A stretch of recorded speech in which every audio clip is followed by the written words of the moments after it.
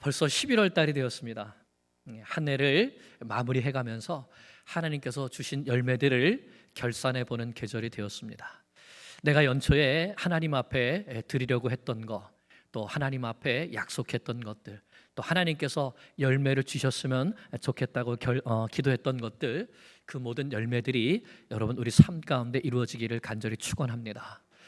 그래서 이 해가 가기 전에 이제 결산할 것들을 결산하시면서 하나님 앞에 마무리를 잘 해드리기 바랍니다. 하나님께서 반드시 그렇게 해주실 것입니다. 왜냐하면 우리는 하나님의 사랑받는 자녀이기 때문입니다. 우리가 어떻게 하나님의 자녀가 되었죠? 십자가에서 죽으시고 3일 만에 부활하신 예수님을 나의 구주, 나의 하나님으로 영접했기 때문입니다. 요한복음 1장 12절 말씀에 영접하는 자, 곧 그 이름을 믿는 자들에게는 하나님의 자녀가 되는 권세를 주셨다라고 말씀하셨습니다. 예수님을 믿었기 때문에 하나님의 자녀가 된 것이 확실하죠. 그러면 하나님의 자녀들은 이 세상에서 어떻게 살아가야 됩니까? 하나님을 기뻐하고 하나님을 영화롭게 하면서 하나님께 영광 돌리면서 살아가야 하지요. 그러면 우리가 어떻게 하나님께 영광 돌리며 살아갈 수 있습니까? 하나님께서 이렇게 말씀하십니다. 로마서 12장 2절 말씀에 너희는 이 세대를 본받지 말고 오직 마음을 새롭게 함으로 변화를 받아 하나님의 선하시고 기뻐하시고 온전하신 뜻이 무엇인지 분별하도록 하라. 이 세상에 살고 있지만 이 세상을 따라서 이 세상을 본받아가는 삶을 살지 말고 하나님께서 기뻐하시는 뜻이 무엇인지 그 하나님의 선하심을 본받아서 그 하나님의 뜻을 분별하고 그 뜻에 순종하는 삶을 살아가라는 것이죠. 다윗의 시대는 힘이면 다 되는 시대였습니다. 누구나 힘으로 세상을 다스리라고 하는 시대였죠. 블레셋같이 힘이 센 나라가 이스라엘같이 힘 없는 나라를 침략해서 사람들을 죽이고 재물들을 빼앗아가고, 그래도 힘 없는 나라는 그저 당하고 있을 수밖에 없었습니다. 힘이 센 사람은 무엇이든지 자기 마음대로 할 수 있었고, 힘이 약한 사람은 힘이 센 사람의 눈치를 보면서 살아가야 했죠. 그러나 하나님의 뜻은 그것이 아니었습니다. 하나님은 힘이 센 사람이나 힘이 없는 사람이나 모두 다 하나님의 말씀에 순종하며 살아가기를 원하셨습니다. 그러면 그들 가운데 하나님의 나라가 임하게 되죠. 하나님께서 왕이 되셔서 다스리시는 평화의 나라가, 은혜의 나라가, 진리와 공의로 다스려지는 나라가 세워지기 때문입니다. 다윗은 바로 그런 나라를 꿈꾸었습니다. 힘으로 다스려지는 이 세상 가운데에서 하나님의 은혜와 진리로 다스려지는 나라를 꿈꿨죠. 세상의 왕들은 자기 힘으로 자기 마음대로 다스리지만 다윗은 은혜와 진리로 다스리기를 원했습니다. 이 세대를 본받지 않고 하나님의 뜻을 이루어 드리는 것, 그것이 바로 하나님께서 기뻐하시는 왕의 모습이라고 하는 것을 분별하고 순종하기를 원했던 것이죠. 오늘 말씀에는 힘으로 세상을 다스리려고 했던 두 사람이 나오고 평화와 공의로 다스리려고 하는 다윗의 모습이 나옵니다. 이 두 모습이 대조되어서 나옵니다. 오늘 말씀을 통해서 힘이 아니라 은혜와 진리로 이 세상 가운데 하나님의 나라를 세워갈 수 있는 하나님의 자녀로 결단하기를 간절히 축원합니다. 오늘 말씀에는 힘과 힘의 대결이 두 번 나옵니다. 하나는 이스라엘의 왕으로 세워진 이스보셋과 아브넬 사이의 힘의 대결이고, 또 한 가지는 이스라엘의 군사령관인 아브넬과 다윗의 군사령관인 요압과의 힘의 대결이 있습니다. 먼저 이스보셋과 아브넬의 힘의 싸움을 보겠습니다. 이스보셋은 아브넬의 힘을 등에 업고 이스라엘의 왕이 되었습니다. 11지파를 다스리는 왕이 되었습니다. 어쨌든 자기가 왕이 되었으니까 자기 마음대로 나라를 다스려 보고 싶은 마음이 있었을 겁니다. 그런데 가만히 보니까 무엇이든지 자기 마음대로 하는 사람이 자기가 아니라 누굽니까? 아브넬인 겁니다. 왜 그렇죠? 자기보다 아브넬의 힘이 더 센 겁니다. 우리 3장 7절을 보겠습니다. 3장 7절 시작. 사울에게 첩이 있었으니 이름은 리스바요 아야의 딸이더라. 이스보셋이 아브넬에게 이르되 내가 어찌하여 내 아버지의 첩과 통간하였느냐 하니, 아브넬이 사울의 첩과 통간했다는 것입니다.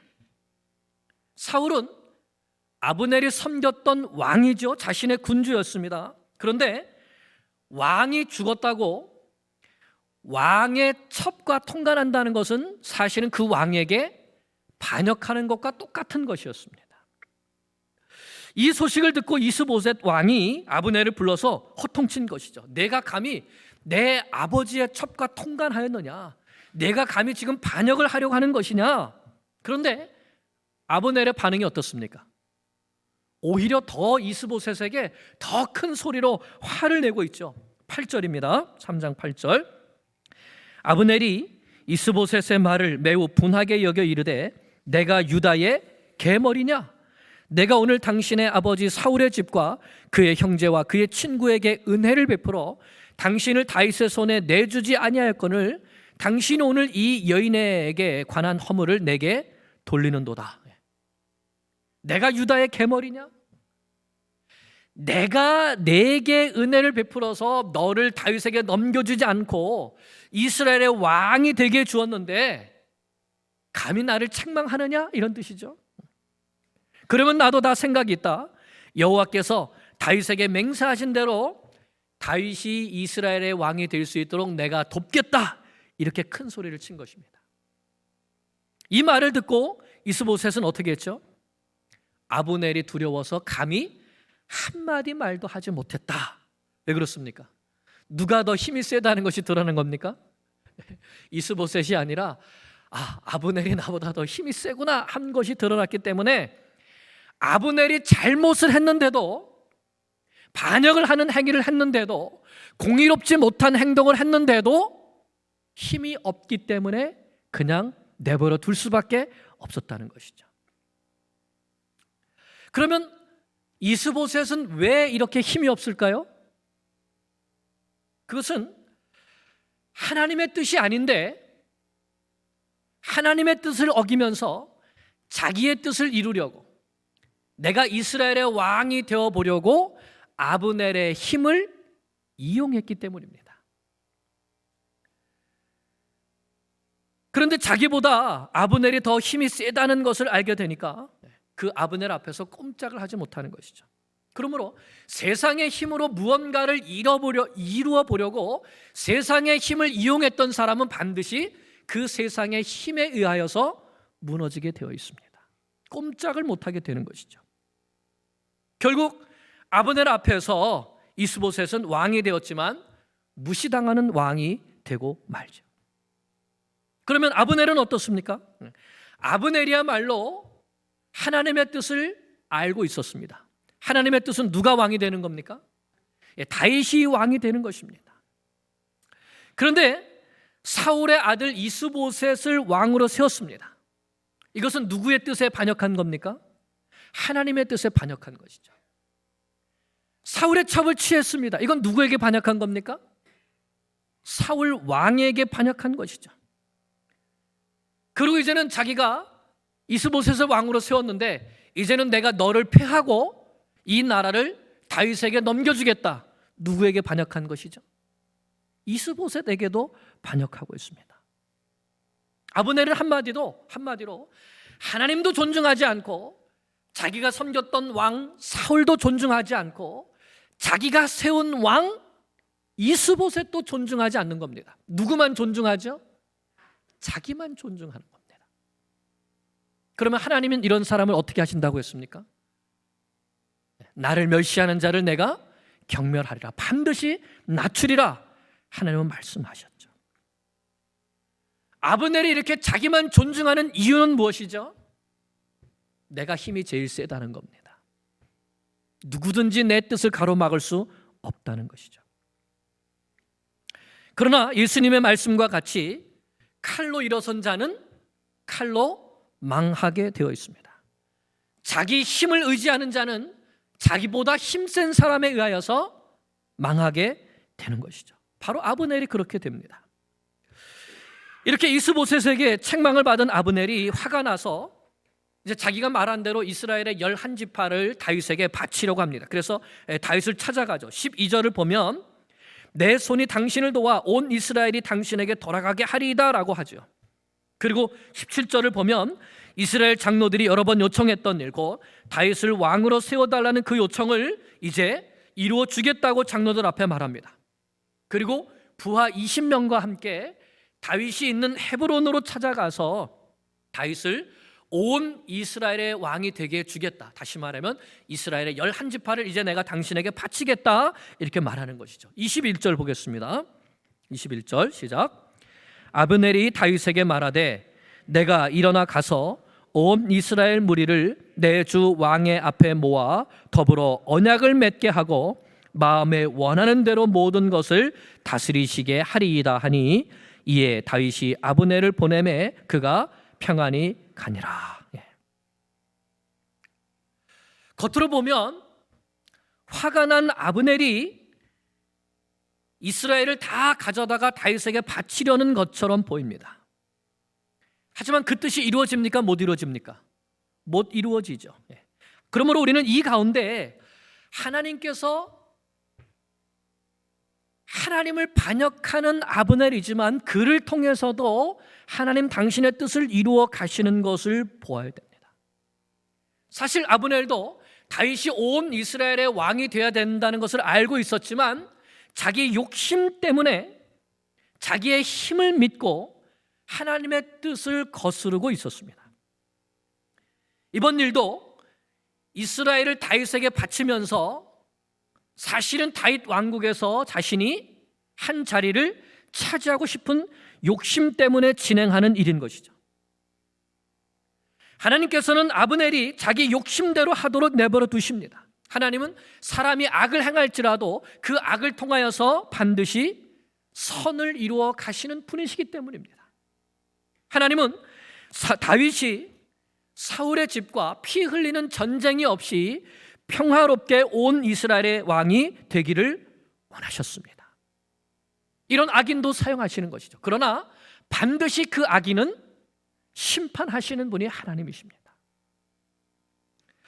전쟁터에 나갔다 돌아온 요압 장군이 이 소식을 듣습니다. 아브넬이 다윗을 찾아와서 모든 이스라엘의 왕이 되게 해주겠다고 약속하고 돌아갔다. 이 소식을 들은 요압이 다윗을 찾아가서 사실은 따지듯이 말합니다. 왜 아브넬을 그냥 돌려보냈습니까? 아브넬이 하려고 하는 이 평화통일은 속임수입니다. 왕궁에 와서 우리의 모든 형편을 살펴보고 결국은 왕을 죽이려는 것입니다. 이렇게 말하죠. 그리고는 다윗의 대답을 듣지도 않고는 나가서 아브넬에게 전령을 보내서 다시 헤브론으로 돌아오라고 하죠. 그리고 성문 앞에서 아브넬을 만나서 성문 안으로 들어가서 조용히 말하라는 척하면서 어떻게 했습니까? 칼로 아브넬의 배를 찔러서 죽이죠. 표면적인 이유는 무엇 때문입니까? 복수심 때문이었습니다. 아브넬이 자기 동생 아사엘을 죽였기 때문에. 근데 그 죽은 아브넬이 아사엘을 죽인 그 싸움의 동기는 무엇이었습니까? 네, 서로 힘 자랑, 힘 대결을 하려고 했다가 너희도 12명, 우리도 12명, 이기는 자가 힘으로 이스라엘을 차지하다 그 싸움을 했다가 아사엘이 끝까지 아브넬을 쫓아가다가 결국은 아브넬의 창에 찔려서 죽임을 당하게 된 것이죠. 힘으로 일어서려고 했다가 힘에 눌려서 망하게 된 사건이었습니다. 근데 그 사건에 대한 복수심을 가지고 이런 일을 일으켰다는 것이죠. 그런데 이 복수가 일어난 장소가 어디입니까? 헤브론입니다. 헤브론은 어떤 곳이죠? 하나님께서 모세에게 이스라엘 가운데 도피성 6곳을 정하게 했습니다. 그런데 그 6곳 가운데 하나가 바로 헤브론이죠. 도피성은 사람이 개인적으로 복수하지 못하도록 피난처가 되게 하신 곳이 바로 이 도피성입니다. 그런데 요압이 아브넬을 이 도피성 안으로 불러들여서 죽였다는 것이죠. 누구의 뜻을 거역한 겁니까? 하나님의 뜻을 거역한 것이죠. 그러므로 요압이 아브넬을 죽인 진짜 이유는 무엇인가? 요압의 눈에는 하나님도 없고 동생에 대한 복수심도 가득 차지만 그 안엔 또 무엇이 있습니까? 아브넬이 온 이스라엘을 끌고 와서 평화협정을 맺고 다윗이 왕이 되게 만들어주면 다윗은 어떻게 해야 되죠? 아브넬에게 자기 다음 자리를 줘야 되겠죠. 그러면 요압은 어떻게 됩니까? 그 뒤로 밀려나게 되겠죠. 요압이 이걸 알까요, 모를까요? 그 안에 자기 욕심이, 경쟁심이 발동했던 것이죠. 그래서 힘으로 눌러버린 것입니다. 거기에 거짓말과 마치 다윗이 부른 것처럼, 그리고 속임수까지. 여러분, 속이고 빼앗고 죽이는 것은 누가 하는 일이죠? 사탄이 하는 일입니다. 칼로 일어났던 아브넬은 결국 요압의 칼에 죽임을 당하게 됩니다. 그리고 그것은 요압도 마찬가지이고 이스보셋도 마찬가지이죠. 하나님의 뜻을 따르지 않고 세상을 따라서 힘으로 다스려 보려고 하는 사람들은 결국은 세상의 힘에 당하고 오히려 그 힘으로 인해서 멸망당하게 되고 마는 것입니다. 이와 같이 이 세상 가운데 힘과 힘으로 세상을 다스려 보려고 하려는 이 사람들 사이에 누가 있습니까? 다윗이 있습니다. 그런데 다윗은 이 힘과 힘의 싸움터 가운데서 어떻게 행할까요? 첫째로 다윗은 절대로 칼을 들지 않았다는 것입니다. 칼을 들지 않습니다. 아브넬과 요압은 서로 칼로 나라를 차지하려고 했지만 다윗은 한 번도 칼을 들지 않았습니다. 사실 아브넬은 적입니다. 지금까지 계속 적대 행위를 했습니다. 또 욕심도 많고 속임수에 능한 사람입니다. 한마디로 믿을 수 없는 사람이 아브넬이죠.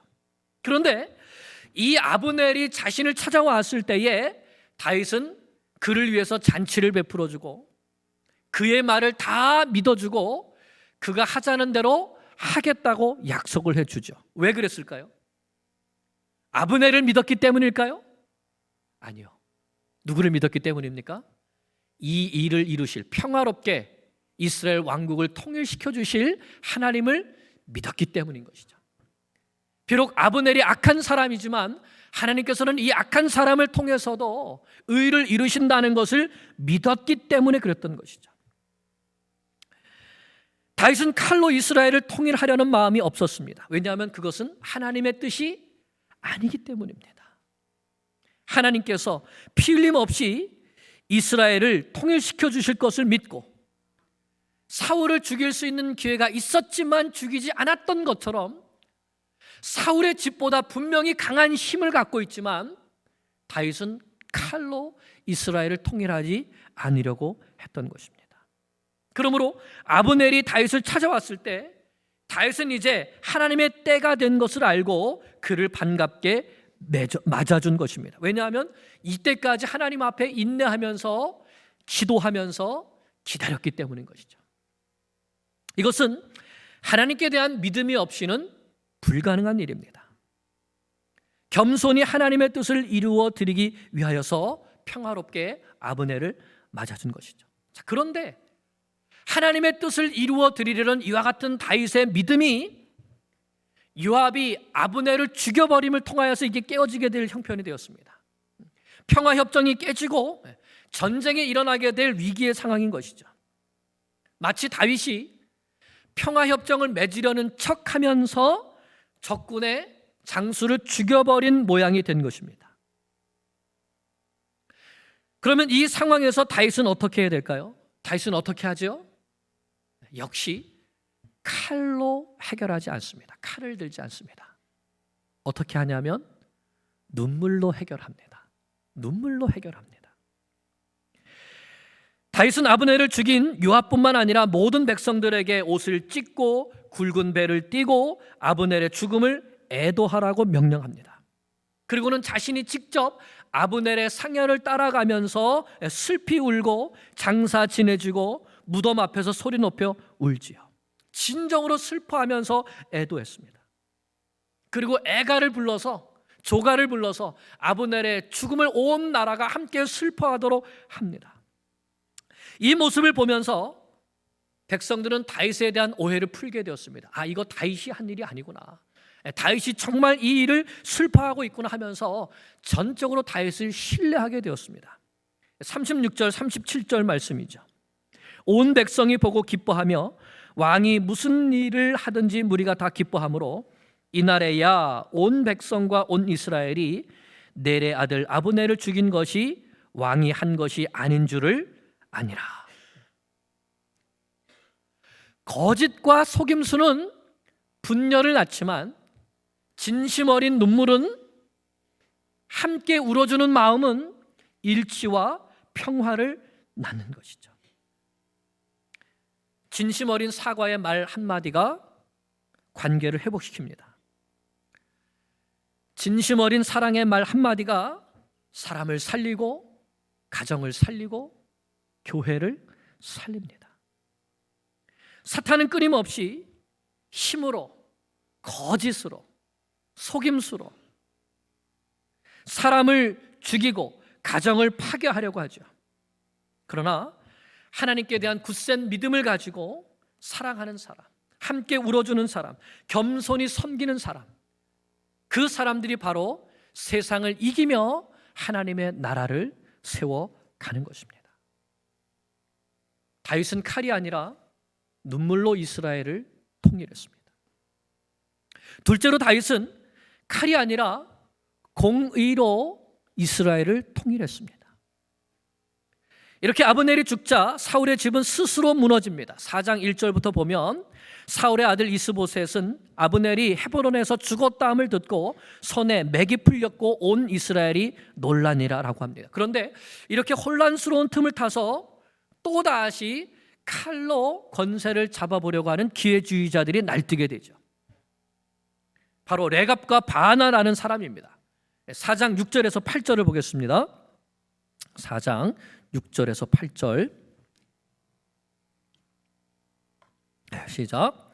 레갑과 그의 형제 바나가 밀을 가지러 온채하고 집 가운데로 들어가서 그의 배를 찌르고 도망하였더라.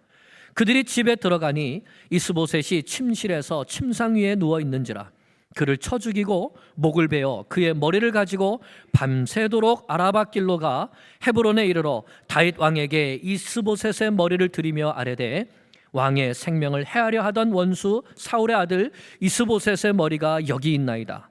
여호와께서 오늘 우리 주 되신 왕의 원수를 사울과 그의 자손에게 갚으셨나이다 하니. 이 두 사람은 이스보셋의 군 지휘관이었습니다. 자기들의 목숨을 걸고 왕을 지켜야 되는 사람들이었죠. 그런데 오히려 그 왕을 배반하고 왕이 낮잠 잘 때에 암살하고 그 머리를 가지고 다윗에게 달려갔습니다. 왜 이렇게 했을까요? 가만히 보니까 이제 사울의 집은 망하게 생겼습니다. 그러니까 이 기회에 이스보셋을 죽이고 그 머리를 다윗에게 가지고 가면 다윗이 기뻐하면서 한 자리 내어줄 줄로 알았던 것이죠. 이제는 힘이 없는 이스보셋 편이 아니라 힘이 있는 다윗 편에 붙으면 내가 권세를 누릴 것이라고 생각했던 것입니다. 그런데 다윗은 이들을 어떻게 대합니까? 다윗이 이전에 사울의 그 왕관과 팔찌를 가지고 왔던 아말렉 사람에게 어떻게 했는가를 말해줍니다.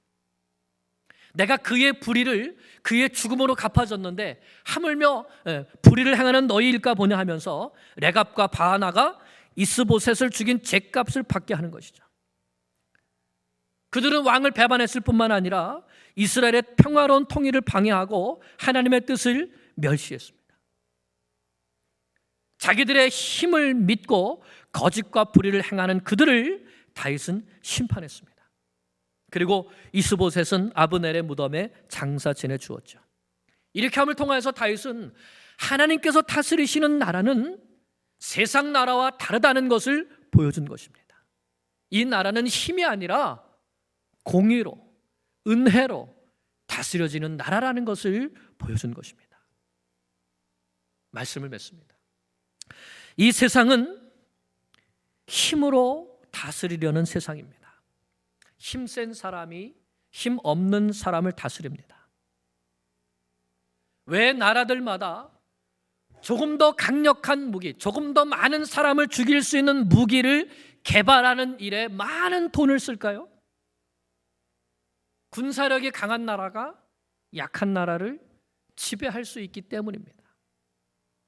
왜 사람들이 좀 더 많은 돈을 벌기 위해서 그렇게 애를 쓸까요? 돈이 힘이 되기 때문입니다.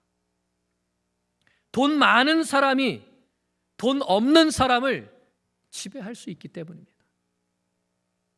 왜 사람들이 권력을 잡으려고 노력하죠? 권력을 잡으면 그 권력을 가지고 사람들을 지배할 수 있기 때문이죠. 권력이 또한 돈이 되기 때문이죠. 이것이 이 세상 사람들이 살아가는 방식입니다. 그래서 강한 무기를 갖기 위해, 돈을 갖기 위해, 권력을 갖기 위해 투쟁합니다. 예수님의 제자들은 안 그랬을까요? 예수님의 제자들도 예외가 아니었습니다. 예수님께서 예루살렘으로 올라가실 때 제자들 사이에 큰 다툼이 났습니다. 왜 다툼이 났습니까? 요한과 야고보가 예수님께 요청을 했습니다. 예수님, 이제 예루살렘에 올라가시면 오른쪽 자리는 저를 주시고 왼쪽 자리는 제 동생을 주십시오. 무슨 말이죠? 우리에게 권세의 자리를 주십시오. 우리에게 힘을 주십시오. 요청한 것이죠. 그러자 다른 10 제자들이 크게 화를 냈습니다. 왜요? 왜 그 자리를 너희만 갖냐? 내가 올라가야지. 그런데 예수님은 어떻게 말씀하셨습니까? 예수님은 이 세상의 왕과 고관들은 자기보다 힘없는 사람들에게 자기들의 힘을 가지고 함부로 대한다는 것을 너희가 알고 있지 않느냐. 그러나 너희는 그렇게 하지 말아야 한다.